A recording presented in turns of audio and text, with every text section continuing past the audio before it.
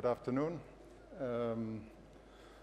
I'm glad to be back in Romania. I'm often here. I'm the Commission representative on the Economic Adjustment Program since autumn of 2010. And so I spent many nights here every 3 months when we follow together with the IMF and the World Bank the progress of Romanian authorities in the program. I would first of all like to thank the organizers of this conference for inviting me and giving me the opportunity to address this distinguished audience of business leaders in Romania. I'm deeply convinced that businesses, and especially those coming from abroad, including those from Italy, have a crucial role to play in revitalizing growth in Romania and provide the basis for improving living standards for the Romanians over time in a sustainable manner. We need to get more people into jobs in Romania, and we need to improve the quality of their jobs too. Higher quality jobs mean higher productivity and therewith also higher wages. To create more and better jobs, more investment is needed. But what are the sources of this investment? Now, on the one hand, there is the EU money. It was already referred to. We have EU social and cohesion funds, and we have agricultural funds. There are still plenty of unused EU resources. We have some, out of a little bit over 19 billion of structural and cohesion funds, there are still 17 billion not yet used, or at least we have not yet seen the bills on the basis of which we can reimburse, and some 5 billion of agricultural funds. So this money is waiting for Romania to help upgrade its basic infrastructure, and that would then also help to increase productivity and improve the business climate. This morning I was just seeing on the website of Romania Business Insider that BMW is maybe considering to build a factory here in Romania, and one of the factors that could play an important role is the fact that there was a highway which was connecting this factory, and this is of course crucial. So I hope this company will come this way, but many more investments are needed to attract more business. Now, we all know that the problem with the EU money is that it's apparently very difficult for Romania to absorb in the right way, because it has to be duly justified and accounted for, and Romania has still important challenges in this regard, especially as regards public procurement. And it was after this summer, the Romanian audit authority, so not the European, but the Romanian Audit Authority couldn't kind of certify that all the procedures were working properly, that the Commission had unfortunately to again interrupt a number of payments and programs until these issues are resolved. Now, another source of investment could be the government, but here I see very little scope for increasing the total public funds for investment, which are actually quite high in Romania as a percentage of government expenditure already. But the government could better prioritize its investment. So we are working with the government to go through all the investment projects to really prioritize and to make sure that for the key investment projects there is enough money to actually complete those projects. Because again, there is no shortage of projects which have been started, which have been contracted, but many of them never get completed.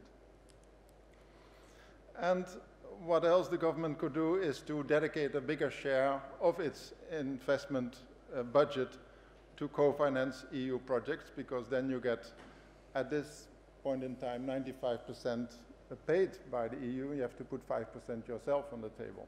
So rather than constructing a road with all your own money, you can have a big leverage effect. So what does it mean? For me, it means that the main source of investment should come from the private sector, and especially from abroad through foreign direct investment. And here you have a major role to play. But it is equally clear that private foreign investors would only want to invest if the expected return on their investment is good enough and higher than the return that could be obtained on investment in other countries. In this respect, the government has a major responsibility in making sure that a favorable investment and business climate exists. What does this mean in practice? It means a lot of things. I mentioned those that spring to my mind. First of all, it means macroeconomic stability, so as to provide a reliable background against which to calibrate your investment decisions. Stable and low inflation, sound public finances that do not harbor the risks of sudden tax changes, wage developments that are in line with productivity and do not undermine competitiveness. There is a clear link to the program, whereby especially the first program, but also the second one, in which we are now, work to redress these macroeconomic imbalances which were unveiled at the time of the crisis in 2008. So we are working to reduce the fiscal deficit, and I'm hopeful that this year the government will achieve actually the government deficit below 3%, which then, if sustained next year, would help to get Romania out of the excessive deficit procedure, which would send a good signal. So this is an enormous effort over the last few years, which is now largely done. Inflation has also come down. Labor market reforms have been implemented, which all link to the program and I think are beneficial. A second important requirement is that a regulatory environment is required that is stable, predictable, and fair, and whose evolution over time takes due account of the interest of all stakeholders. This will require the government to develop a more strategic vision and to plan things well in advance. Laws have to be carefully crafted with due involvement of all stakeholders.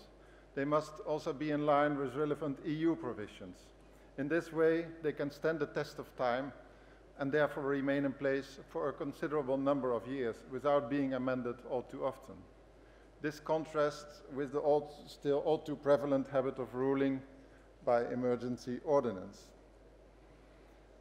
Here, the link to the program is that in the context of our involvement, we have more early on contacts with the government to discuss how they could set up laws which are in line with EU requirements. So in a more proactive fashion, we could then produce laws which are not causing problems later on and have to be changed again, etc. And through the program, we are getting the expertise on boards of other colleagues who are working on energy, on transport, and I think this is a habit which should be kind of continued independent of whether there is a program or not. A third requirement is that to attract investment, you have to have efficient and low-cost interactions with the government. And here, a crucial issue is the administrative capacity of the government, which should be much improved compared to what it is today. Now, under the program, we have financed from the EU, and it was carried out by the World Bank, functional reviews of the Romanian public administrations. These are very detailed reports, which unfortunately have never been published. The government never wanted to do that, but it would be good for transparency.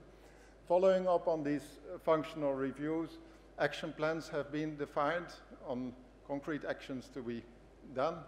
Then these were drawn up by the World Bank, financed by the European Commission. And we are now at the stage that these have to be implemented, and we are monitoring on the follow-up regularly. It's moving ahead, but sometimes a bit too slowly.